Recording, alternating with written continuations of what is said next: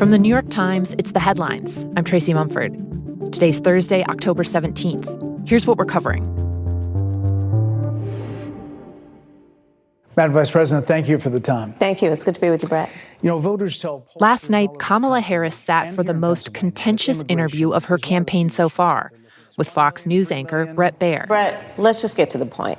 Right off the bat, the two sparred over border control. We have a broken immigration system that needs to be repaired. So your Homeland Security Secretary said that 85% of apprehensions... I'm not finished. Baier repeatedly interrupted Harris, and the whole thing turned into more of a debate than an interview, as they went back and forth over policy and over Donald Trump. And that people are exhausted with someone who professes to be a leader who spends full time demeaning and engaging in personal grievances and it being about him instead of the American people. People are tired of that. If that's the case, why is half the country supporting him? Why is he beating you in a lot of swing states? Why? For Harris, the interview was a chance to make points that most Fox News viewers don't hear in the conservative network's normal programming.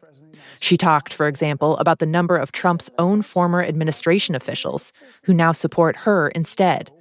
And Harris tried to distance herself from critiques of the Biden administration. Let me be very clear. My presidency will not be a continuation of Joe Biden's presidency. And like every new president that comes in to office, I will bring my life experiences, my professional experiences, and fresh and new ideas. I represent a new generation of leadership.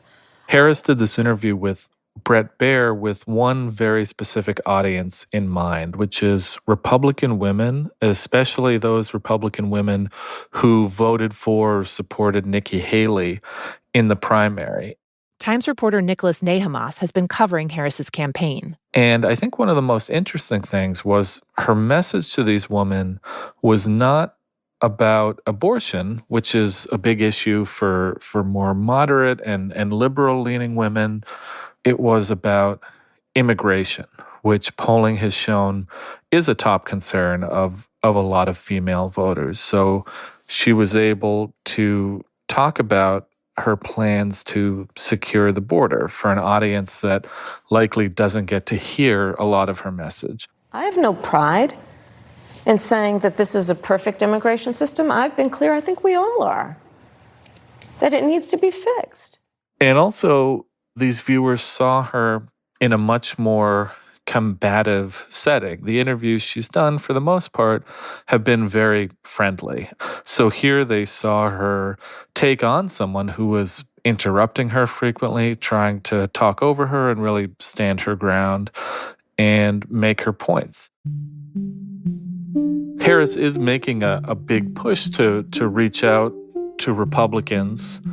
So we'll see how successful this was, because a lot of these viewers are skeptical of her. Meanwhile, Donald Trump held a town hall last night with Latino voters who posed questions to the former president, though Trump often skirted them and avoided answering some, instead retreating to standard campaign language. Remember these two things. I had the strongest border in the history of our country and had the best economy in the history of our country. And I had no inflation. No inflation. Thank you. Thank you.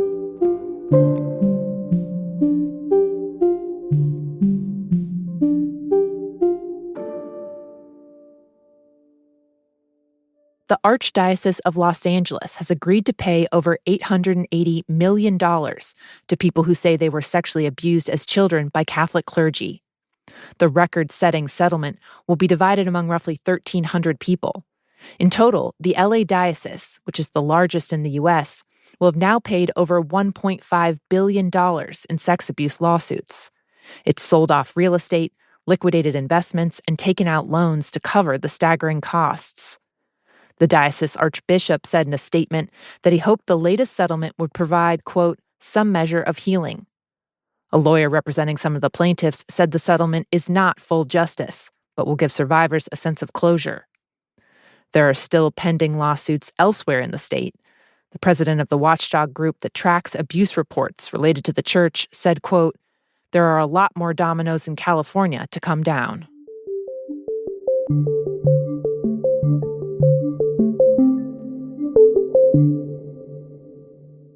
lawmakers in Italy have passed a new law banning citizens from using surrogacy services outside the country. The legislation adds to the country's already strict laws which ban the procedure in Italy. Supporters of the law say it's designed to protect women from being exploited by surrogacy. But critics say it's an attack on LGBTQ families, since it's now virtually impossible for gay couples to legally have children there. Adoption in Italy is only open to heterosexual couples.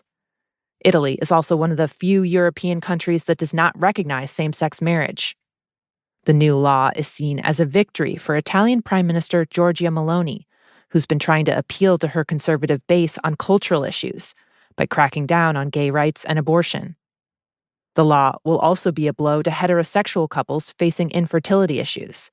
They're believed to be the majority of people in Italy who are using surrogacy.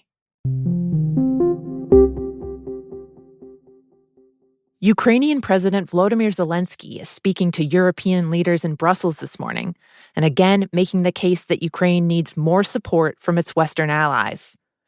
Zelensky says that support is crucial to helping Ukraine turn the tide after weeks of losing ground to Russia. They've seen losses not just on the front lines in Ukraine, but the Ukrainian military has also struggled to hold onto the Russian territory it seized this summer. The Ukrainian offensive into Western Russia clearly lifted the spirits of people in Ukraine. Finally, they had their moment. They showed the world that they could still have the initiative on the battlefield and achieve success. Now, 2 months into the offensive, the harsh reality of the war has crept in. Times reporter Constant Meillat is in Ukraine covering the war. Now, the issue is that every Russian village that they regain sort of diminishes the prospect that the Ukrainians can use that territory in order to push the Russians into peace negotiations. So to be sure, the Ukrainians still hold something like 300 square miles of territory in Russia. That is down from about 400 square miles at the beginning of their offensive. But everybody wonders to what extent they'll be able to hold territory there in the next few months in the face of what looks to be intensified Russian counterattacks.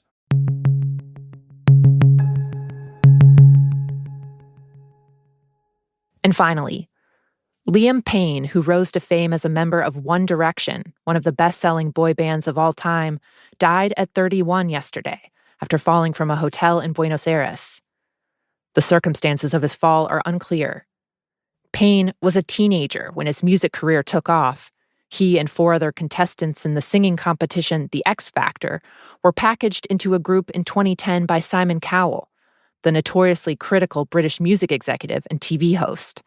Boy bands weren't a new formula, but One Direction became a massive hit with an adoring audience of teenage girls. The Times review of one of the band's early American concerts said, quote, "There was nothing security could do about the screaming." Payne was one of the group's standout singers. You're insecure, don't know what for. You're turning heads when you walk through the door. Don't need makeup to cover up. One Direction had 29 hits on Billboard's Hot 100, including What Makes You Beautiful. And they released 5 albums before the group broke up in 2016. The members went on to pursue their own solo careers. Payne talked openly about how the fame and early success had affected his life. He said security would sometimes just keep the band members tucked away in their own hotel room because of the crowds. And he started drinking from the minibars. He posted a video last year saying he'd stopped drinking after spending time in rehab. Fans across the world have been reacting to his death. At the hotel in Buenos Aires, people gathered last night for an impromptu memorial. Let it go. We can make some more. We can live forever. Learning history. We can be.